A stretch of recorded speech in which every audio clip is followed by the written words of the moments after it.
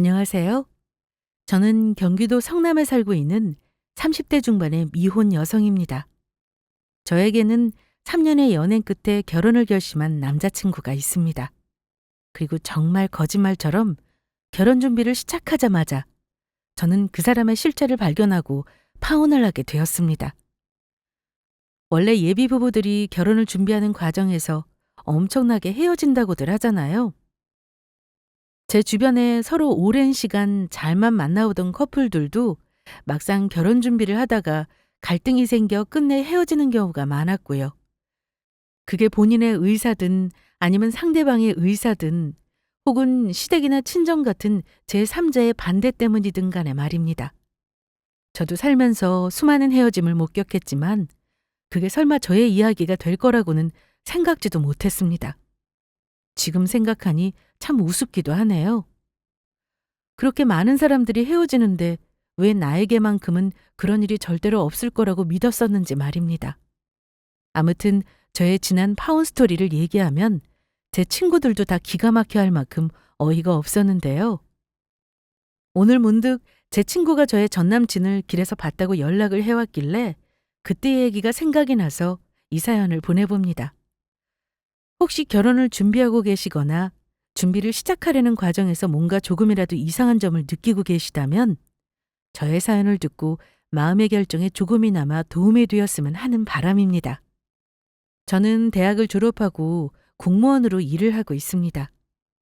보통 공무원이라고 하면 흔히들 떠올리는 직업적인 편견이라는 게 있더라고요. 내향적인 성격이라든가 극심한 변화를 싫어한다든가 보수적인 성향이라든가 하는 것들이요. 이 조직에 들어와 보니 그렇지 않은 분들도 많다는 걸 알게 되었지만 사실 저도 처음에는 그런 선입견을 가지고 있었던 것이 사실입니다. 왜냐하면 제가 딱 그런 성향이었기 때문이죠. 대학을 졸업할 때도 크게 하고 싶은 일이 없었거든요. 동기들은 취업을 하느라 해외 인턴이니 공모전이니 열심히 스펙을 쌓고 있는데 내성적인 성격이었던 저는 그런 대외 활동을 하고 싶지도 않았고요. 특출나게 잘하는 것도 없고 그 와중에 그나마 잘하는 게 엉덩이를 붙이고 앉아서 묵묵히 혼자 하는 공부뿐이라 공무원 시험 준비를 했습니다. 시험을 준비한 지 2년 만에 운 좋게도 합격했고 그렇게 26살이 되던 해부터 저는 공무원 생활을 시작했습니다. 조직 생활을 시작할 때의 목표는 단 한 가지였습니다. 딱 절반만 하자는 생각이었죠. 너무 지나친 열의를 부려서 튀지도 말고 그렇다고 사고치거나 너무 뒤처지지도 말고 적당한 속도로 남들과 비슷하게 살자. 이거였어요. 처음에는 제 삶의 목표와 공무원 생활이 딱 맞는 것 같았습니다. 공무원 조직 특성상 업무 인수인계가 잘 되지 않아서 초반에 조금 헤매게 되는 것만 제외하면 시키는 일 열심히 하고 맡은 일만 딱 끝내면 칼퇴근이 가능했거든요. 사기업에 다니는 친구들처럼 진급 걱정도 잘릴 걱정도 할 필요 없었고요. 그렇게 몇 년 동안이나 저 스스로도 그런 삶에 무척이나 만족하고 있을 때쯤이었습니다. 거짓말처럼 저는 부서 이동을 하게 되었고 그때부터 민원과 업무 폭탄에 시달리기 시작했습니다. 정식 칼퇴근은 한 달에 2번 있을까 말까 한 일이 되었죠. 평일에도 하루 종일 쉴 틈 없이 일하면서 밤 10시가 넘도록 야근하는 일은 다반사였습니다. 주말에도 평일처럼 출근을 해야 했고 퇴근 후 지쳐 잠들었다가도 업무 연락을 받고 일어나는 게 아주 일상이었죠. 거기다 새로 맡은 업무가 일이 꼬이는 바람에 위에서는 깨지고 밖에서는 민원이 들어오고 제 직업이 욕받이라고 해도 이상하지 않을 지경이더라고요. 다크서클이 턱까지 내려온 채로 어제 입은 옷을 그대로 입고 또 출근한 저를 본 동기가 혀를 차며 위로의 말을 건넸습니다. 너도 이제 진짜 공무원의 세계로 들어오게 되었구나 라면서요. 그동안의 공무원 생활은 체험판이었다더라고요. 그렇게 2달이 넘게 잠을 제대로 못 자고 퇴사 충동에 시달리고 있던 때였습니다. 마침 기존의 담당자가 갑작스럽게 퇴사하는 바람에 새롭게 떠맡게 된 업무가 있었죠. 그리고 저는 내용을 제대로 인지하지도 못한 채 상사의 재촉에 얼떨결에 관련 회의에 나가게 되었습니다. 그리고 거기서 입찰업체 쪽 담당자를 만나게 되었고요. 안녕하세요. P사의 윤정환 과장입니다. 담당자분 퇴사하셨다는 소식 들었습니다. 갑자기 오셔서 정신이 없으시겠네요. 네, 안녕하세요. 그렇지 않아도 아직 모르는 게 많아서 잘 부탁드리겠습니다. 제가 드릴 말씀이죠. 잘 부탁드립니다.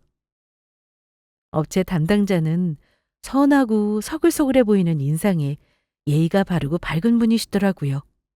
기억에 남는 인상을 덧붙이자면 무척이나 잘생기기도 했고요. 솔직히 그 얼굴을 보자마자 처음으로 이 일을 떠맡기를 잘했다는 생각이 들 정도였습니다.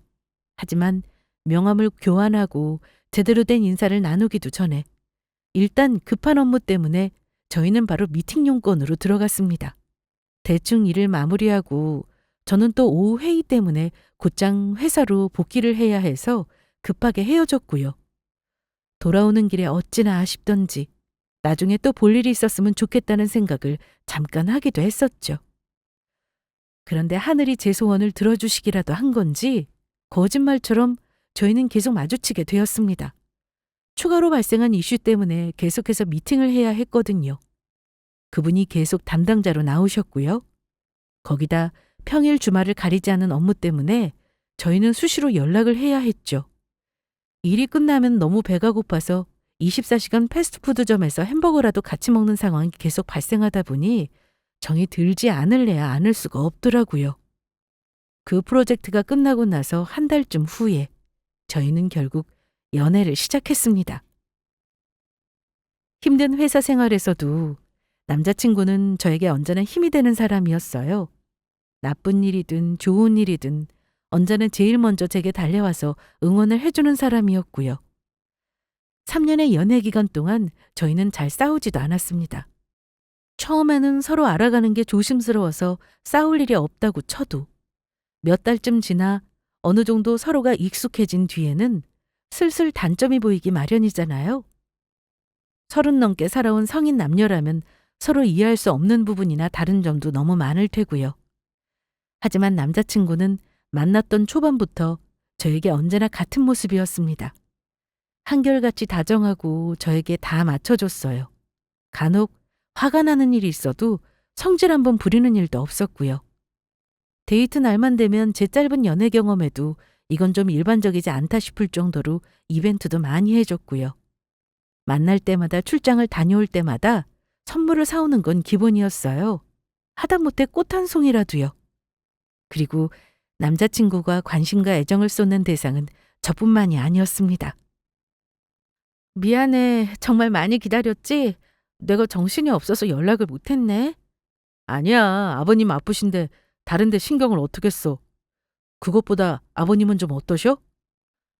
일단 중환자실에서 일반실로 내려오셨고 지금은 많이 괜찮아지셨어. 퇴원까지는 조금 더 지켜보자고 하시네. 다행이네. 자기가 너무 많이 놀랐겠다. 어머님도 잘 다독여드리고. 오늘 거기서 잘 거야? 엄마가 힘드시니까 집에 가시라고 했고 내가 지키고 있으려고. 나중에 또 연락할게. 남자친구를 만난 지 1년쯤 지났을 때 저희 아버지가 갑자기 쓰러지셔서 응급실에 실려간 적이 있었습니다. 아버지는 원래 심장이랑 폐가 좀 안 좋으신 데다가 당뇨에 혈압 같은 기저질환이 있으셔서 평소에도 가족들이 건강에 신경을 많이 쓰는 편이었거든요. 그런데 감기가 심하게 오고 나서 폐렴을 걸리셨더라고요. 젊고 건강한 사람들이야 폐렴이 병도 아니지만 연세가 많으시고 원래도 폐 쪽이 안 좋으시다 보니 새벽에 갑작스럽게 너무 호흡하는 게 힘들어지셔서 결국 입원을 하게 된 거였어요. 하지만 아무리 아프시다고 해도 응급실까지 실려오기는 처음인지라 엄마도 저도 너무 많이 놀란 상태였죠. 그리고 제 남자친구는 마침 이틀 전부터 가족여행을 떠났었거든요. 그래서 전화로나마 안부를 확인하고는 했습니다. 그런데 그날 저녁 늦게 잠시만 병원 로비로 내려와 보라는 문자를 보고 긴가민가 하면서 내려갔더니 그곳에 여행을 떠났던 남자친구가 서 있었습니다. 뭐야? 자기가 왜 여기 있어? 저녁 제대로 못 챙겨 먹었지? 자기 좋아하는 샌드위치 가게 가서 포장해 왔어. 다른 간식들도 있으니까 놔두고 천천히 먹어. 여행 갔다가 다음 주 월요일에나 돌아온다고 하지 않았어? 어떻게 된 거야? 조연이 혼자 고생하는데 여행이고 뭐고 눈에 들어와야지. 부모님한테는 죄송하지만 회사에 급한 일 생겼다고 하고 그냥 먼저 왔어. 나 때문에 중간에 온 거라고? 왜 그랬어? 자기 가족 여행 모처럼 간 거잖아. 나 없어도 내 동생 있으니까 괜찮아. 어차피 걔가 여행 스케줄 다 짠 거고 나는 몸만 간 거라 하는 것도 없었어. 부모님이랑 여행은 또 모시고 가면 되지. 나는 일단 우리 자기부터 챙겨야겠어. 여행 일정이 이틀이나 더 남았었는데 알고 보니 저 때문에 여행 도중에 돌아왔다고 하지 뭐예요? 당황스럽기도 하고 고맙기도 하고 그렇더라고요. 그리고 오는 길에 뭘 그렇게 많이 사왔는지 남자친구의 양손에 포장봉투가 몇 개씩이나 들려 있었습니다. 그리고 아버님 좋아하시는 전복죽 포장해 오기는 했는데 병원밥 말고 이거 드셔도 되나 모르겠네. 안 되면 자기가 먹어. 옆에 있는 봉투는 내일 어머님 오시면 드리고. 그 와중에 우리 엄마 간식까지 챙겨온 거야? 내가 해드릴 수 있는 게 이런 거밖에 없더라고. 원래 입원한 환자보다 가족들이 더 고생한다잖아. 맛있는 거라도 잘 챙겨 드셔야지. 너무 고마워. 아버지랑 엄마랑 다 너무 좋아하시겠다. 그리고 미안해서 어쩌지? 그런 말 하지 마. 내가 좋아서 하는 건데 아버님 퇴원 날짜 나오면 나한테 알려줘. 내가 차로 모시러 올게. 짐도 많고 택시 불편하실 테니까. 봉투에는 간식뿐만 아니라 편한 슬리퍼, 여벌의 수건, 일회용품, 편한 잠옷 같은 용품들도 잔뜩 들어있었어요. 엄마랑 제 것도 세트로요. 예전에 남자친구의 할머니가 병원에 오래 아프셨을 때 온 가족이 돌아가면서 곁을 지키느라 엄청 고생을 한 적이 있었다고 했거든요. 그래서인지 모든 게 처음이라 정신이 없던 저와는 달리 병원 생활에 필요한 것들을 잘 알고 있더라고요. 남자친구는 그렇게 아버지 입원 기간 내내 찾아온 건 물론이고 퇴원하실 때에도 차를 직접 끌고 와서 짐도 들어주고 아버지 부축해서 본가에까지 모셔다 주고 갔습니다. 퇴원한 뒤로도 아버지 검진 날짜마다 모시러 와서 몇 번을 오가기도 했고요. 정한이는 요즘 많이 바쁘니? 시간 괜찮으면 집에 와서 밥 한 끼 같이 하자고 해라. 엄마가 정한이 좋아하는 음식 차려놓을 테니까. 그래, 부담 주지는 말고 시간 되면 언제든지 편하게 오라고 해. 한번 물어볼게요. 요즘은 프로젝트 들어간 게 있어서 좀 바쁜데 다음 주면 끝난다니까 조금 있으면 시간 괜찮을 거예요. 정한이가 사람이 참 괜찮아. 본인 가족 간병도 하기 힘든 게 요즘인데 여자친구네 가족한테 그렇게 잘하기가 어디 쉽니? 간병 아니라도 바쁘고 피곤할 텐데 싫은 티도 한 번 안 내고. 저희 부모님이 남자친구를 입이 마르게 칭찬하신 건 당연한 일이었습니다. 제 남자친구 점수로 100점이 만점이라면 아마 200점은 따고 있는 것 같았어요. 저는 외동딸이었는데 거의 남자친구가 저희 집 아들이라고 해도 이상하지 않을 정도였죠. 남자친구 역시도 거의 친부모님처럼 저희 부모님을 대했고요. 그 밖에도 이삿짐을 옮길 때나 본가에 무거운 가구들을 옮겨야 할 때처럼 무겁고 힘쓰는 일이면 아들이 없는 집에는 당연히 예비사이가 와야 하는 거라며 자청해서 일을 도맡아 하고는 했습니다. 번번이 너무 미안해서 부르지 않으면 오히려 안 불렀다고 서운해해서 이야기를 하지 않을 수도 없었고요. 그런 남자친구를 보면서 저는 솔직히 좀 미안한 마음이 더 컸습니다. 왜냐하면 저는 남자친구가 하는 것처럼 남자친구의 부모님께 해드릴 자신도 없었고 그러지도 않고 있었거든요. 찾아뵙기는커녕 가끔씩 명절이나 생신 때 선물이나 챙겨서 남자친구 편에 보내드리는 정도였죠.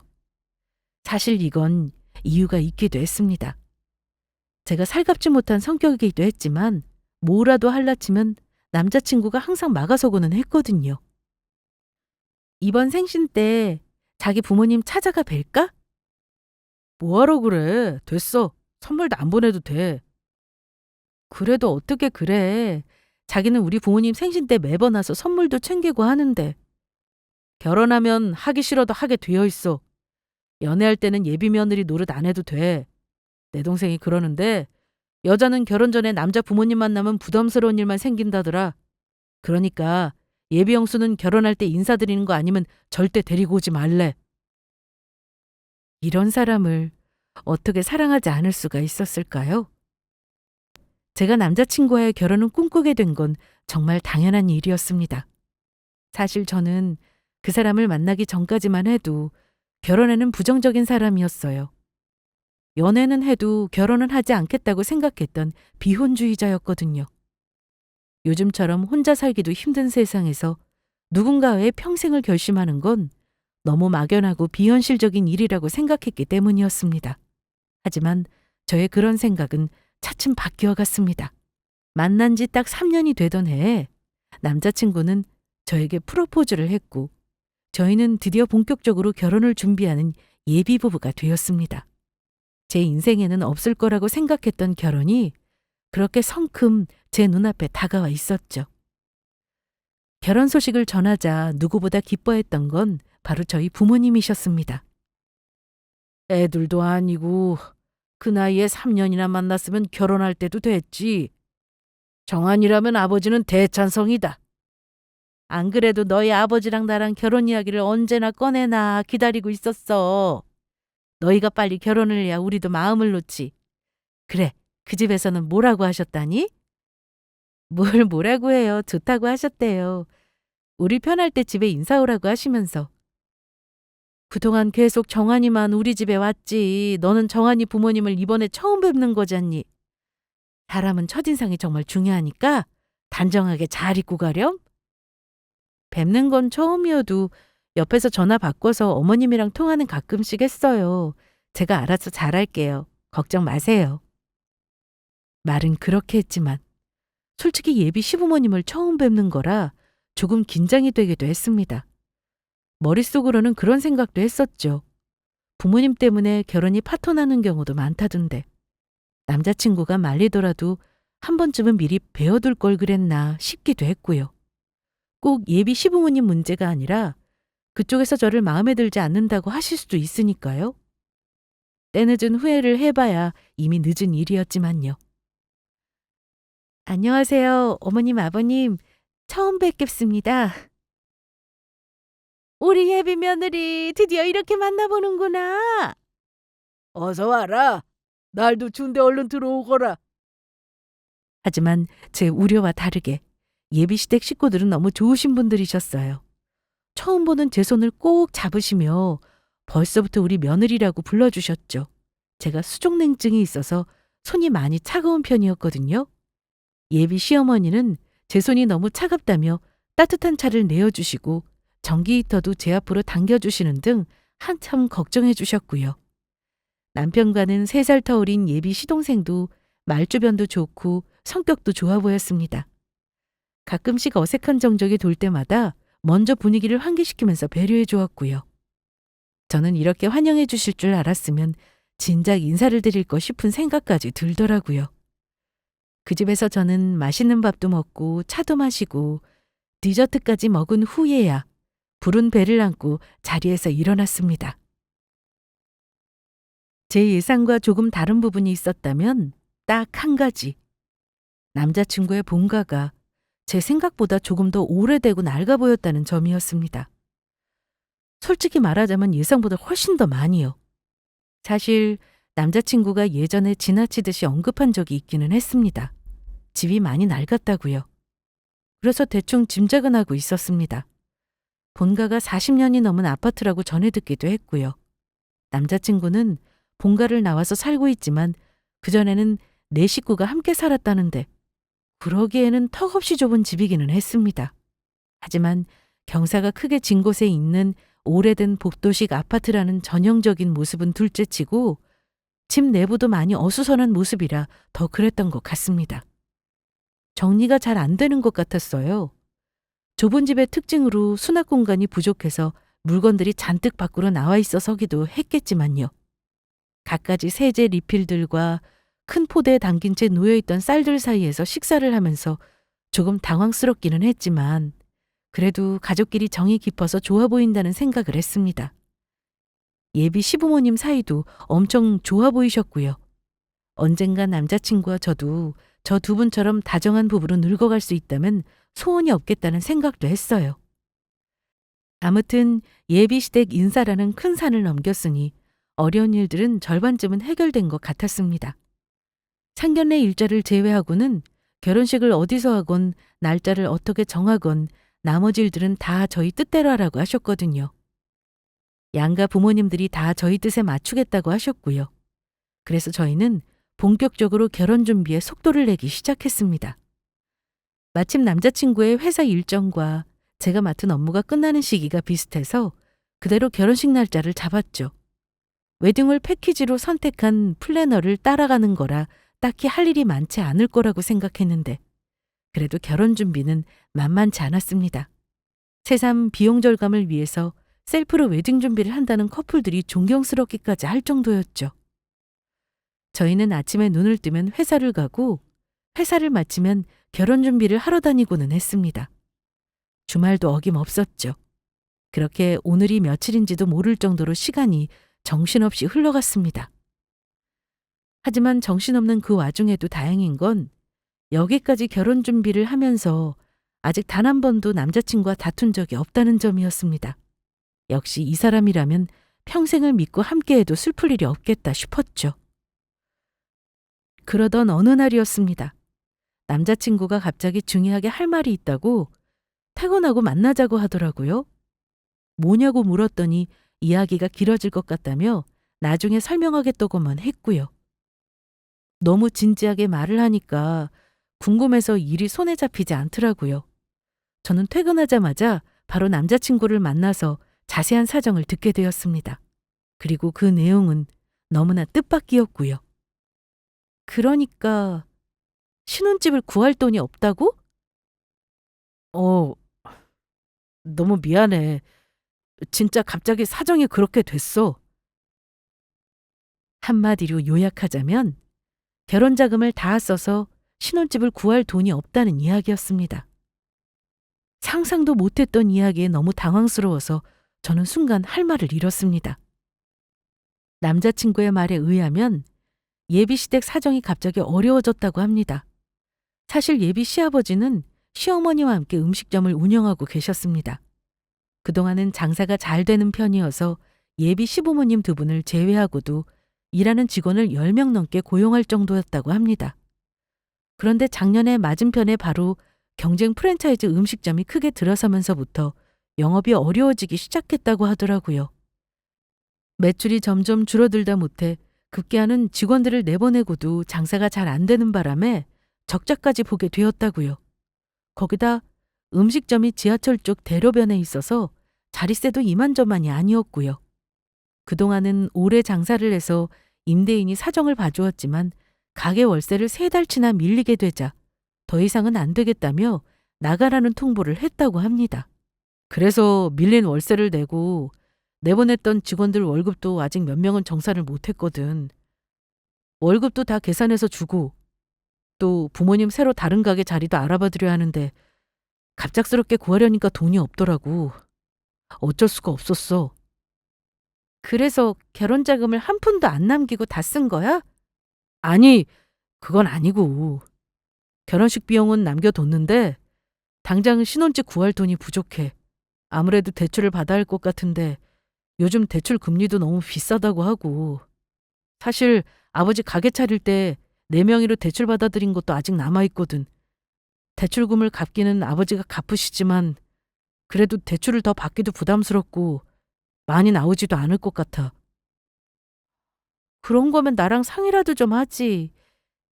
일은 끝났는데 이제 와서 나한테 어떻게 이렇게 갑자기 이야기하면 어떡해. 저는 그래도 예비 시부모님이 일을 하시니 거기서 벌어들이는 돈으로 생활하시는 데는 문제가 없다고 알고 있었거든요. 남자친구도 예비 시부모님께 용돈이나 생활비를 드릴 필요가 전혀 없다고 했었고요. 그런데 이런 문제가 생겨서 결혼 자금을 홀랑 털어넣는 건 생각지도 못했던 일이었습니다. 신혼집도 남자친구가 모아둔 돈으로 혼자 구하기에는 빠듯한 형편이라 이미 제가 절반은 보태기로 했거든요. 결국 답은 두 가지뿐이었습니다. 제가 대출을 받든가 신혼집 예산을 줄이든가였죠. 이런저런 궁리를 하느라 제가 고민에 빠져 있으니 남자친구가 제 눈치를 보면서 조심스럽게 말을 꺼냈습니다. 그래서 내가 생각을 해봤는데 정말 죄송하지만 혹시 자기 부모님한테 돈을 조금 빌리면 안 될까? 우리 부모님한테 돈을 빌리자고? 자기 집은 조금 여유가 있잖아. 2억 5천 정도만 빌리면 나머지는 내가 어떻게든 구해볼게. 일단 먼저 빌리고 몇 년 안에 꼭 갚아드린다고 하면 안 될까? 이자까지 쳐서 꼭 갚을 거야. 원래는 제가 보태는 돈 2억 5천에 남자친구가 가져오기로 한 돈 3억이었습니다. 그 돈을 합쳐서 아파트 전세를 구하기로 했고요. 저희 부모님한테까지 돈을 빌리게 하면 제가 가져가는 돈이 5억이 되는 셈이었죠. 남자친구도 오죽했으면 이런 소리를 할까 싶었습니다. 저한테 돈 이야기를 꺼내면서 제 눈도 못 마주치는데 답답하기도 하고 안쓰럽기도 했고요. 저는 머리가 너무 복잡해졌습니다. 부모님께 어떻게 말씀을 드려야 할지 모르겠더라고요. 신혼집은 저희 힘으로 알아서 구하겠다고 큰 소리를 쳐놨었는데 말이에요. 그렇게 헤어져서 저는 부모님께 바로 이 사실을 알려드렸습니다. 혹시 여유가 되시면 돈을 빌리고 싶다고요. 그리고 다음날 부모님께 연락이 왔습니다. 우리끼리 상의했는데 너희 아버지 고향에 남은 땅 팔면 2억 5천은 해줄 수 있을 것 같구나. 그 돈으로 마음고생하지 말고 신혼집 구해. 땅을 파신다고요? 아니면 우리도 갑자기 그렇게 큰 돈이 어디서 나겠니? 어차피 팔려고 했던 땅이기는 하니까 괜찮아. 그리고 정한이한테는 돈을 갚으라니 많이 할 것도 없이 그냥 우리가 전세금 해준다고 얘기하렴. 다른 데 썼다는 것도 아니고 부모가 어려워서 그 돈을 갚아드렸다는데 어쩌겠어. 남들처럼 시댁에서 신혼집 구하라고 돈을 더 보태줄 수 있는 집이었으면 더 좋았겠다만 그건 네 복이 아닌 모양이다. 부모님 말씀을 들으니 너무 죄송하고 감사해서 뭐라고 드릴 말씀이 없더라고요. 자식이 되어서 부모님 용돈을 드려도 모자랄 판에 노후자금으로 쓰실 돈을 결혼한답시고 가져가기나 하고 제가 눈물을 글썽거리고 있으니 부모님이 어깨를 두드려 주시며 말씀하셨습니다. 괜찮다. 정한이가 돈은 좀 없어도 지금까지 너한테 잘했고 앞으로도 잘하면 그걸로 충분해. 돈은 그게 중요한 거 아니니까 너무 신경 쓰지 마라. 신혼집은 애가니까 앞으로 버는 돈은 너희끼리 잘 저축해서 필요한 데 쓰거라. 그렇게 부모님 찬스로 신혼집 전세금이 해결됐어요. 남자친구가 이 소식을 듣고 뛸 듯이 기뻐한 건 당연한 일이었죠. 남자친구는 저희 부모님께 너무 감사하다며 바로 전화를 드리더라고요. 앞으로도 평생 저한테 잘할 거고 돈도 본인이 열심히 벌어서 제가 고생하는 일 없도록 최선을 다하겠다고요. 한마디 말을 해도 저렇게 이쁘게 하는 사람이니 선뜻 돈을 내어주신 저희 부모님도 기분 좋아하셨고요. 그리고 저는 결혼식 후 신혼여행까지 치러야 할 잔금들을 계산해 보면서 이제는 정말 돈을 아껴 써야 한다고 신신당부했습니다. 그 사람은 결혼식 비용은 전혀 문제 없다며 재차 저를 안심시켰고요. 사실 불가피한 사유로 큰돈이 한꺼번에 나가서 그렇지 남자친구가 평소에 사치나 과소비를 하는 사람은 아니었기 때문에 저도 큰 걱정은 하지 않았습니다. 다만 저도 공무원이라 박봉이고 남자친구도 월급을 많이 받는 회사는 아니기 때문에 결혼을 하고 나서도 앞으로 열심히 아껴야 한다고 강조했죠. 신혼집 건까지 해결이 됐으니 저는 이제 더 이상은 저희에게 아무런 문제가 없을 거라고 생각했습니다. 하지만 그런 제 생각을 비웃기나 하듯이 얼마 가지 않아 또 다른 사건이 터지고야 말았습니다. 그것도 아주 초대박 사건이었죠. 당시에 저와 남자친구는 모두 자취를 하고 있는 상태였는데 자취 생활을 10년 넘게 하다 보니 오래 쓴 낡은 가구나 가전들이 많이 있었거든요. 그래서 결혼 전에 자취방에 있는 물건들 중 쓸만한 건 하나씩 중고마켓에 처분하고 있었습니다. 지금 하지 않으면 또 결혼 전까지는 일로 바쁠 예정이라 도무지 시간이 없을 것 같았거든요. 그래서 양쪽 집을 오가며 함께 물건도 팔거나 버리고 하면서 정리하는 게 요즘의 데이트나 마찬가지였습니다. 그날도 저는 남자친구 자취방에 가서 집 나르는 걸 도와주고 있던 참이었습니다. 그 집은 1층에 필로티 주차장이 있는 구조였어요. 중고 구매자와 근처의 큰 길에서 만나기로 해서 남자친구가 차에 가구를 싣고 거기까지 나가기로 했죠. 그런데 가구를 같이 들고 1층 주차장으로 내려갔더니 남자친구 주차 자리에 원래 차 대신 못 보던 차가 서 있더라고요. 이 차 뭐야? 자기 차는 어디 갔어? 아, 내 차는 잠시 아버지가 필요하다고 하셔서 빌려드렸어. 이 차는 친척분 차야. 친척분이 차를 빌려주셨다고? 이렇게 비싼 차를? 어, 이모가 타시던 차인데 요즘은 안 타신다고 해서 일단 시간 다 됐으니까 나 다녀올게. 남자친구는 말을 얼버무리면서 서둘러 차에 탔어요. 약속 시간이 정말 다 되기는 해서 일단 차를 몰고 나갔는데 그 뒷모습을 보면서 저는 조금 이상하다는 생각을 했습니다. 타시던 차라고 했지만 어쩐지 상태가 막 출고한 새 차 마냥 반짝거리고 있었거든요. 새 차 정도로 나올 수 있는 수준이 아니었어요. 거기다가 차종을 보아하니 못해도 1억이 넘는 차였고요. 저런 차는 부모 자식 간에도 선뜻 빌려주기 힘든 일인데 심지어 이모가 조카에게 빌려주셨다니 이해가 되지를 않았습니다. 이모님과 사이가 정말 좋거나 아니면 정말 부자시거나 둘 중에 하나라면 모를까 말이죠. 저는 의아한 마음으로 다시 집으로 올라가 남자친구를 기다리고 있었습니다. 30분쯤 지났을까요?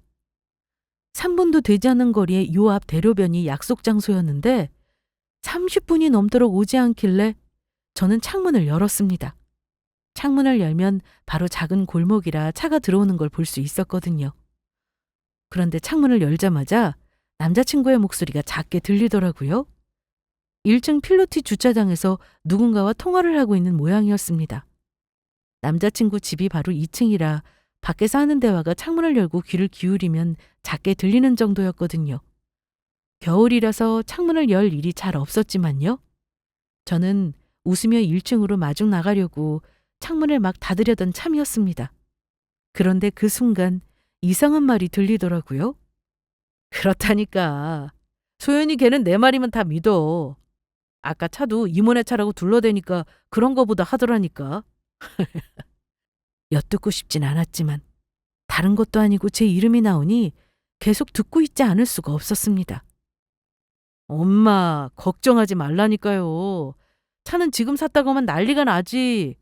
소연이한테 지금 돈 없다고 말해놨는데 차를 샀다고 하면 뭐라고 하겠어요? 아니, 계속은 못 숨기죠. 그냥 지금 말할 필요가 없다는 거죠.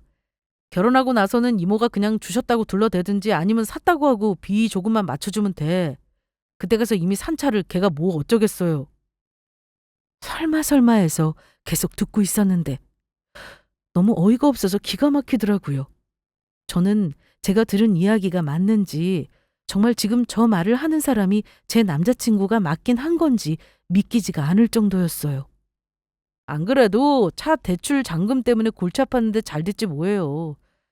신혼집은 믿져야 본전이라고 혹시나 해서 얘기 꺼내본 건데 진짜로 그 집에서 해줄 줄은 몰랐네. 땡 잡았죠 뭐. 본가도 10억 넘는 브랜드 아파트잖아. 그 집 부모 재산이 생각보다 많은 것 같더라고. 외동딸 결혼식인데 그 정도는 해줄만 하지. 내가 알기로는 그 집 부모들 지금 사는 집이랑 이번에 팔았다는 땅 말고도 더 있을걸? 당장은 현금이 없어서 그런 거지. 이제 집값도 굳었겠다. 차는 대출로 샀으니까 결혼하고 와이프랑 같이 갚으면 되겠어요. 처음부터 그 집 부모한테 잘하라는 엄마 말 듣고 내가 그동안 좀 열심히 했어요. 걔네 집에서 내가 거의 친아들이라 마찬가지라니까요. 지금도 날 얼마나 이뻐하는데. 걱정하지 마세요. 아무튼 엄마는 돈 걱정 말고 상견례 할 때 아버지 입단속이나 잘 시키세요. 결혼할 때까지 쓸데없는 소리 안 하게. 결혼 자금이 없다고 신혼집을 사줄 수 있겠냐며 제 앞에서 눈물에 똥꼬쇼를 했던 게 알고 보니 전부 연예인 저리 가라 할 수준의 연기였던 겁니다. 1억이 넘는 고급 승용차를 말도 없이 떡하니 구매한 것도 어이가 없는데 제가 눈앞에서 물어봤는데도 이모님이 빌려주셨다며 눈 하나 깜짝하지 않고 저한테는 거짓말을 했죠. 그뿐인가요? 이야기를 들어보니 우리 부모님께도 지극정성으로 잘한다 싶었던 게 사실은 처음부터 우리 집에 재산이 있다는 걸 알고 했던 연기였다는 겁니다. 그중에 진심이 조금이라도 있기는 했는지 어쨌는지는 모를 일이지만 확실한 건 우리 집에 돈이 없었다면 저 인간이 그렇게까지 잘하지는 않았을 거라는 점이었어요. 저는 그제서야 제가 3년간 만나왔던 예비신랑놈의 실체를 알게 되었습니다. 그리고 앞에서는 저를 며느리라고 부르면서 뒤로는 쓰레기 같은 본인 아들과 저희 집 재산을 빨아먹을 궁리만 하고 있었던 시댁 인간들의 두 얼굴도요. 화가 치밀어 올라서 도저히 참을 수가 없었습니다. 당장이라도 아래층으로 뛰어내려가 저 인간의 뺨을 후려치고 전화기에 대고 소리라도 지르고 싶은 심정이었어요. 제가 속은 건 둘째치고 그런 줄도 모르고 저희 부모님은 내내 우리 정한이, 우리 예쁜 사위 하면서 땅까지 팔아가며 신혼집 전세금을 해주셨다는 게 너무 화가 나서 미칠 지경이더라고요. 하지만 저는 일단 가까스로 차오르는 분노를 억누르고 집으로 올라온 남자친구를 아무 일도 없었다는 양 웃으며 맞이했습니다. 이대로 끝내기에는 도저히 속아왔던 지난 시간들이 괘씸해서 참을 수가 없었거든요. 내심 제가 차에 대해서 다시 물어볼까 걱정하던 저 인간은 제가 물어볼 생각도 하지 않는 것 같자 안심한 눈치였어요. 대신 저는 생글생글 웃으며 다정하게 말했죠. 자기야, 내가 생각을 좀 해봤는데 저번에 자기 부모님 뵈러 갔을 때 마음에 걸리는 게 있어서. 어? 뭔데? 우리만 신혼집에 새로 인테리어해서 들어간다고 알아보려니까 마음에 걸려. 하는 김에 자기 부모님 집도 인테리어를 같이 하는 게 어때? 뭐? 진심이야? 예상하지도 못했던 제 말에 그놈은 깜짝 놀라며 저에게 되물었습니다. 진심이지. 내가 우리 부모님한테 이야기했거든. 시부모님 되실 분 집도 같이 해드리면 좋을 것 같다고. 기왕 하는 김에 같이 하면 서로 기분도 좋잖아. 이제 결혼하면 우리 한 가족인데 우리 부모님도 돈 보탤 테니까 그러라고 하셨어. 그동안 자기가 우리 집에 너무 잘했잖아. 나도 자기 부모님한테 효도 좀 해야지. 수연아, 너무 고마워. 내가 어쩌다 자기 같은 여자를 만나게 됐지? 이런 여자랑 결혼하다니 내가 프로포즈 해놓고도 진짜 실감이 안 난다. 그건 내가 할 소리지. 우리 서로 고맙다는 말은 그만하자. 아, 우리 인테리어는 조금 더 있다가 들어가야 하니까 일단 시부모님 집 인테리어부터 먼저 시작하시라 그래. 하는 김에 오래된 가전이랑 가구도 같이 바꾸시라고 하고. 그거 다 해봐야 3, 4천 더 드는 거 아니야? 그 정도는 우리가 해드려야지. 고마워. 사랑해 자기야. 엄마한테 당장 말씀드려야겠다. 너무 기뻐하시겠어? 오늘이 지금까지 만나오면서 본 저 인간의 얼굴 중에 제일 행복한 얼굴이었던 것 같습니다. 아마 다른 건 몰라도 저 얼굴만큼은 진심이었겠죠?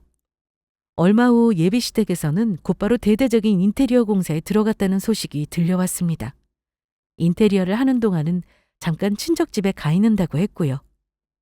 아마 혹시라도 저나 저희 집에서 마음이 변하기라도 할까 싶어서 황급히 공사에 들어간 모양이었습니다. 좀 낡은 가정가구는 제가 사드리겠다고 했더니 살림살이도 하나도 안 남기고 죄다 버렸다고 하더라고요. 남겨두고 쓸만한 게 하나도 없다며 바꾸는 김에 세트로 같이 바꾸면 좋지 않겠냐는 말도 전해왔고요. 어이가 없어서 웃음이 났죠. 제 예상에서 벗어나는 게 하나도 없어서요. 쓸만한 게 하나도 없는데 그럼 그동안은 어떻게 살았는지 되묻고 싶을 정도였어요. 거기다 뭐가 그렇게 급한지 가정 가구도 이미 다 보러 다녀왔다면서 목록에 예산서를 함께 사진으로 찍어서 남자친구 편에 보내왔습니다. 사람이 염치가 없어도 유분수지. 저희 혼수로 할 가정 가구보다 더 비싼 금액이었어요. 좀 비싸지. 꼭 이걸로 하시겠다는 건 아니고 그냥 거기 직원이 추천해 주는 거 받아오다 보니까 그렇게 나왔나 봐. 자기가 최적 선택하면 돼. 아니야. 이 정도는 괜찮지. 사셔야 하는 건 이게 다야? 거기서 뭐 더 추가해도 되는데 일단 그 정도만 있으면 될 것 같아. 견적 내러 가서도 직원한테 우리 며느리가 사주는 거라고 얼마나 자랑을 하셨는지 몰라. 그러셨대? 별것도 아닌데. 일단 인테리어 공사비 성금이랑 물건들 성금만 먼저 자기가 결제해. 나중에 잔금이랑 한꺼번에 계산해서 최종 계산서 나오면 한꺼번에 내가 입금할게. 괜찮지? 괜찮아. 좋아. 공사가 한창 진행 중이고 가정가구 일체까지 전부 계약했다는 소식을 듣고 나서야 저는 드디어 마음속으로 결심했던 일을 실행에 옮겼습니다. 바로 파혼 선언이었죠. 헤어지자는 제 말을 듣고 남자친구 놈은 그야말로 사색이 되어서 달려왔더라고요. 헤어지자는 게 무슨 말이야? 내가 자기한테 무슨 잘못이라도 했어? 결혼식이 코앞인데 도대체 왜 그래? 아니, 그냥 결혼이라는 게 자신 없어졌어. 자기도 알잖아. 나 원래 비혼주의라서 결혼할 생각 없었던 거. 자기 만나면서 잠깐 결혼하는 게 어떨까 싶은 생각이 들었었는데 아무래도 안 되겠어. 도저히 자신이 없어. 무슨 말도 안 되는 소리야. 이제 와서 그런 말을 하면 어떡해. 결혼하고 나서 이혼하는 것보다는 지금 관두는 편이 자기한테도 낫지 않아? 소연아, 제발 말도 안 되는 소리 하지 말고 차라리 내가 잘못한 게 있으면 말을 해줘. 어? 자기 부모님도 자기가 이러는 거 알아? 당연히 알고 계시지. 우리 부모님이야 뭐가 됐든 다 내가 하고 싶은 대로 하라고 하시는 거 알잖아. 이혼하는 것보다는 그게 낫대. 이해하신대. 저는 그냥 마음이 변했다는 말로 파혼 사유를 설명했습니다. 이야기가 길어질 것 같아서 길게 설명하기도 귀찮아서요. 하지만 쉽게 떨어져 나갈 생각을 안 하더라고요. 제가 3년이나 연기를 했던 저 인간의 집념을 너무 우습게 봤던 거죠. 결국 저는 파혼 사유를 사실대로 설명해 줘야 했습니다. 하고 보니 오히려 이 편이 더 쉽더라고요. 단 한마디로 정리했죠. 그날 주차장에서 봤던 그 차, 네 이모님 차 아니잖아. 우리 부모님한테는 거지처럼 돈 빌려달라고 빌어놓고 자동차 산 걸 거짓말한 것도 모자라서 나한테 그 차 대출금까지 갚아달라고 할 생각이야? 제 말을 듣자 그 인간의 얼굴은 아예 흑빛이 되어버렸습니다. 입술까지 새파랗게 질리더라고요. 제 어깨를 붙든 그놈이 저에게 빌기 시작했습니다. 무슨 생각을 하고 있는지 모르겠는데 그거 아니라면서요. 변명으로 대는 핑계는 또 어찌나 뻔한 내용인지 더 들어줄 필요도 그럴 인내심도 없었어요. 끝까지 제가 들은 척도 하지 않자 급기야는 그놈은 저에게 떨리는 목소리로 말했습니다. 소연아, 진짜 미안해. 미안한데 그러면 인테리어 비용만이라도 해주면 안 될까? 우리 부모님 당장 갈 곳도 없으신데 공사는 이미 시작했고 이제 와서 이러면 어떡해. 우리가 결혼할 것도 아닌데 그걸 왜 내가 신경 써야 해? 그 집에 내가 들어가 살 것도 아니고 그거야 아들이 네가 알아서 할 일이지. 제발 소연아. 아니면 가전이랑 가구값만이라도 해줘. 제발. 어? 나중에는 제가 비용을 대주겠다고 해서 굳이 안 해도 되는 걸 돈을 들여서 한 건데 전부 다 제 탓이라며 파혼하려거든 그 돈 내놓고 가라고 소리까지 지르더라고요. 저는 그 자리에서 바로 경찰을 불렀고요. 제가 사라고 했다고 한들 그건 저쪽의 일방적인 주장일 뿐이었고 증거는 어디에도 없었어요. 소송할 거리도 없었죠. 성금도 저쪽에서 지불했고 저는 계약의 계자도 문자로 남긴 적이 없었거든요. 애초부터 증거를 남기지 않았던 거죠. 그 뒤로도 저 인간들의 진상짓은 한동안 계속되었습니다. 나중에는 예비시댁 식구들까지 번갈아가며 찾아와 처음에는 도와달라고 빌다가 안 되면 악을 쓰다가 가고는 했어요. 선금부터 전부 빚을 져서 한 거라 힘들다면서 찾아왔지만 제가 사정을 봐줘야 할 이유는 전혀 없었죠. 앞으로는 필요한 게 있으면 변호사를 대동해서 소송으로 하자고 했더니 더 이상 저를 찾아오지 않았습니다.